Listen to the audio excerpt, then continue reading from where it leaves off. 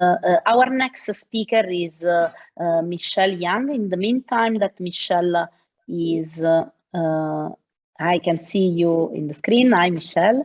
Hi there. Let's just double check that you are able to share your screen. In the meantime, I will start to introduce Michelle. Michelle Young is currently Development Coordinator at London Borough of Tower Hamlets, formerly Asia Regional Construction Advisor at Save the Children International.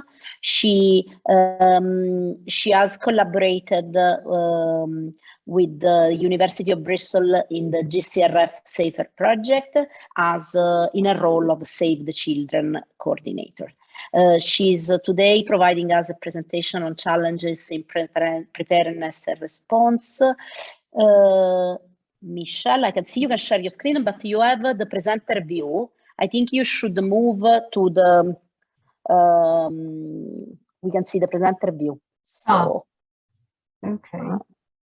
Let's see if we can manage. How do I change that? Yeah, on the three dots, 5%. I guess. Or display settings on the top, sorry. Display settings on the top, there is the option to go for presenter view. So if you go again to full mode presentation, now we can see your slides still not in presenter view. No, hang on, sorry. Okay. Not so familiar with Zoom these days. No worry. One option could be to unshare and reshare so that we go back to the presenter view and you go on the top on display settings. Okay, one sec. I'll just go back and try again. Yeah. In the meantime, I will take this opportunity to remind to everyone about our Padlet. I can see that Joe has included the, yes, now it works. Okay. Perfect. Okay, good. Okay, fantastic. So the floor is yours, Michelle. Thanks. Okay. Well, thanks for the introduction and hello, everyone. Yes, I'm currently sort of not working in my former role as the Asia Regional Construction Advisor, however, still involved very much in development coordination. And I'm hoping not to repeat too much of what Jamie has said, but sort of look a little bit more strategically at some of the challenges that have come up in a range of responses and development work that I met with whilst working across the Asia region. I did do some work in Ethiopia and South Sudan on shelter and social infrastructure building. And found similar instances and issues coming to bear in those contexts also. So the slide that I've got up right now is really just sort of outlining some of the areas, like you can say that governance and regulation, sort of the very much the top-down element of how we interact on the ground with different agencies and organizations. And you know, looking at the way in which, you know, asking the question, you know, broadly, what are the factors that can put housing and social infrastructure at risk? And I'd say that governance and regulation are an important part of that. And in a lot of instances, in many different countries, what we found was that the National Building Code may exist, but how well adapted is it to the current context? And is it covering housing adequately across both urban and rural settings? Very often you'll find that it's very prescriptive for one or the other and not across both. And you know, speaking from experience from some different sort of responses I've been involved in, very often it's at that level that standard designs are being adopted and worked on.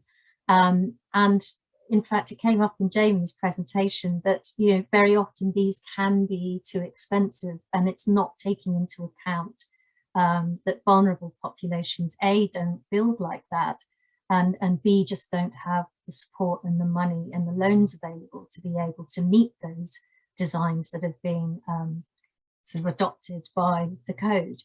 So this very often becomes something that the shelter cluster and NGOs involved in those responses get involved with, in terms of trying to then address what sort of designs are going to be more appropriate for, you know, the majority of the vulnerable population that you're trying to serve and support with self-recovery through a disaster response. And these are certainly elements and areas which you would hope could be addressed and thought about in the sort of pre-disaster preparedness stages. So really taking a look at national policy and looking at how that shapes what may happen on the ground should there be a disaster, and how is that going to translate in, you know, very difficult circumstances when you come to actually working on emergency sort of procedures.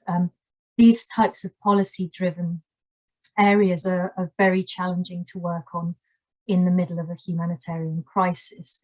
The same going for sort of engineering and architectural education.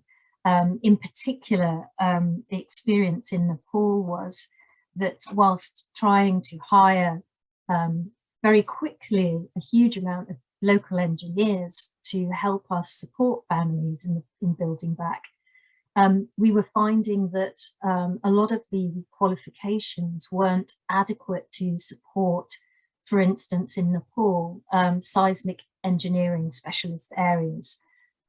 So again, you know, that's quite a sort of high level policy area, but a really interesting one to look at in terms of how well prepared is the engineering profession and the architectural profession in the regions you're addressing, actually able to respond to and adapt to the sort of disaster risks and climate challenges that are being thrown up by the different areas that you're working within. And what we often also found was sort of a lack of experience in project management and in being able to manage even some of these sort of larger projects that we were putting forward in terms of building back school infrastructure and health infrastructure. Often there's that sort of challenge around working within the humanitarian environment versus private sector, and the ability to attract people to come in and work on the sort of response and the sort of longer term sort of build back and reconstruction effort. There's something to work around in there in terms of making sure that all of that is addressing what may come forward depending on the circumstances and the context that certain circumstances will throw up. But certainly sort of institutional regulatory environment really does dictate how you can go forward and how you can shape a response. The professions, you know, perhaps there are sort of mentoring opportunities that can be set up with expertise in country, or if necessary, you know, outside and external to that, either regional or international mentoring that can help sort of develop those skill sets and move the professions forward into understanding what their context is really requiring. Construction labour is often a difficult one also, and challenging to recruit and engage, and again sort of needing to address both existing construction skills and then those who are going to come to construction and learn new skills to be able to respond en masse to a disaster. Really looking at the training institutes. So again, kind of related to the architectural and engineering education, but at the level of actual construction labour, what are the training institutes able to provide? And are those courses also providing enough education and orientation to some of the climate impacts and some of the ways in which buildings need to be oriented in terms of safer practice and safer material choice? So looking at those building techniques and looking at how existing trained skilled workers can be retrained, and then also developing those longer courses newcomers to building construction, and looking also at the opportunities for women to take part in those courses. Obviously, that depends a lot on the culture and sort of beliefs of a community, and the roles and hierarchies of those communities, and whether that's allowable or attractive as a proposition. But these sorts of issues do all play into you know, addressing some of the kind of big risk factors that you know, social and housing infrastructure come up against when you're sort of faced with an emergency context. Material supply chain is also an area that Jamie mentioned in terms of markets, and how volatile will these be in terms of crisis? How appropriate are the materials that are being used in the building industry currently, and are those supply chains likely to be able to continue after the shock event? And what are settlements using for building? And of course, that's going to be very context related as well, and regional related in terms of what's available and the kinds of building technologies that people are using, the styles of housing, and in fact school construction that people are used to implementing. So those last two, construction labour and material supply chain, are areas that we have seen being able to be addressed in an emergency context. It's not ideal, but it does often provide an opportunity and an impetus for some change, and so even some social change too, in terms of allowing women the opportunities to be trained and to take part in that building back process. But really the kind of main focus of preparedness, and also in terms of programmatic focus, is really community-based, localized approaches are really the only way to address sort of multi-hazards. So really looking at a range of hazards that communities are facing. And I thought there was an interesting point that Jamie brought up about health impacts also. We're very often only concentrated on the physical impacts and the way that that affects housing, but there are also other elements that come into that, and you're really only going to find that out when you properly understand the sort of cultural makeup of the communities that you're working within, and how they rank the risks that they are surrounded by, and what their coping mechanisms are. It will give you then some direction in terms of where to focus the involvement, and at what kind of level you need to maintain decision-making processes, but also involvement in the physical building back as well. So that's just a few of the kind of observations of my own experience sort of across multiple disasters. And there are, of course, others. If I just go on to my next slide. Really sort of thinking about programming itself, and the way that we look at the environment, and how to kind of manage those programs that are looking at sort of first the emergency, but then maybe sort of early recovery stages, and then later the kind of longer term reconstruction. It's really critical to kind of understand, you know, the calendar that particular region will have. Of course, I've just put up an image here of a section through the Himalayas, as I was quite familiar with this context in terms of responding in Asia. But you know, the same would apply in the Rift Valley in terms of understanding the different regions and the different building typologies that you will have across that region will require different responses and different approaches in terms of construction methodologies and messaging. So risk reduction messaging, everybody accepts that it's the local communities that will start building back from day one. And so it's critical in the first stages of the response to really tailor your messaging to those local communities and the different sort of religious beliefs, or maybe even different dialects and different languages are going to affect that approach, as well as communications, you know, and whether people have internet access or whether radio and other means are a more effective way of communicating.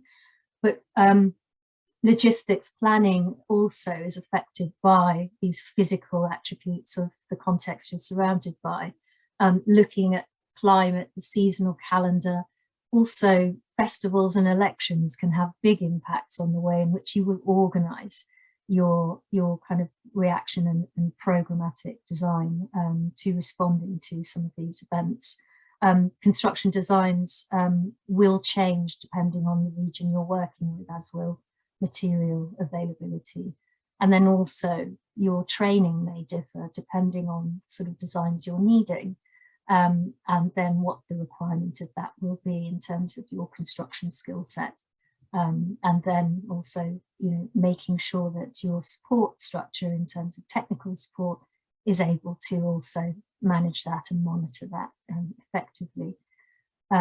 So some of the differences that we saw, for instance, were across the Asia region with, you know, very different responses in Nepal, where you had a much more, I'd say, focus on longer term permanent structures, a very different climate to somewhere, say, like the Philippines, which has a far warmer climate for most of the year, and has a context that's very much impacted by frequent typhoons, and so a very much more temporary feel about the infrastructure that you're replacing, so the housing that you're replacing. And the ways in which you work with these different communities differs vastly due to their cultural context, language, the way in which the government wants you to work across these environments too, and the way in which people are organizing themselves also really has a big impact on the way that some of these responses will look completely differently across countries, but also local regions within countries also. I think I'll leave it there for now, and welcome to take any questions. Thank you. Thank you so much, Michelle. Thanks. Let's see if there is any comment in any question or comment in the chat for you. I have basically one comment. This aspect of the seasonal calendar and how the seasonal calendar can affect the choices, the logistics is very interesting because, you know, especially from the point of view of earthquakes, they can occur every month of the calendar year, but having an earthquake occurring in one period of the year or another can change completely the logistic and also the pace of recovery. This is indeed a very interesting point, and something that possibly needs adaptation when you move from one country to another. Absolutely. And, you know, as an example, in Nepal, that the earthquake struck in April, and of course we only had just over a month until monsoon was arriving, and then all of the roads get clogged up with mud and you can't really move any material. It becomes almost impossible to move around the country effectively. So all of these things impact. You may have one major hazard that's impacted, but there will be multiple others that come along cyclically. And of course, landslides were a further feature of that heavy rain that further sort of multiplied the issues that you needed to be constantly mindful of. So it's not just the kind of climate, the sort of physical attributes of the geography itself, but it's also the kind of religion and the political side of things too, because they can impact very heavily on the ability to bring in from outside, for instance, additional help, additional resources, but also affect decision-making at local level also. So that can have a fairly large impact and can stop work for long periods of time if it's not conducive to be working in those areas. So it's, yeah, it's very useful to have in mind all of these different aspects that impact, not just on the physical. Thank you very much. Thank you for your presentation. I can see there are other questions and comments in the chat. I would suggest to address them in the chat so that we can move to our last speakers. Thank you so much, Michelle.